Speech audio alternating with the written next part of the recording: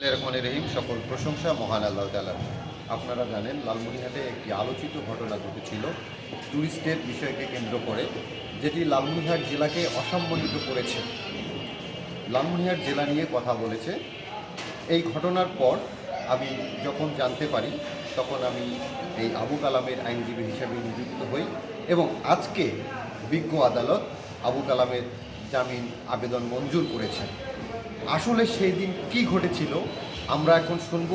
আবু কালাম আছে, সেই দিন ট্যুরিস্টের সঙ্গে আসলে কি ঘটেছিল আমরা এখন শুনবো আবু কালামের কাছে।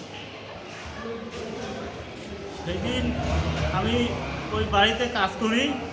কাজ করা অবস্থায় দুইটা ছেলে একটা মেয়ে ঢুকছিল। ঢোকার পরে আমি কইলাম যে কে, তখন কয় আমাকে দুইটা চর মারলো।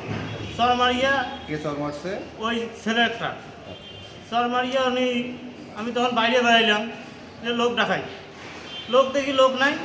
পরে আবার ভিড় ঢুকছি বাড়ির ভেতর। ঢোকার পরে আবার ডাং মার শুরু করছে। কে মারছে? ওই ছেলেটা। ডাঙার পরে আমি তখন ডাঙ্গের চোদ্দতে পড়ে গেছি। পড়ে যাওয়ার পরে ভিড় হুশ হওয়ার, আমি পড়ে যাওয়া হুশ হলে পরে হুশ হওয়ার পরে দেখি যে আমার নামে মামলা হয়েছে।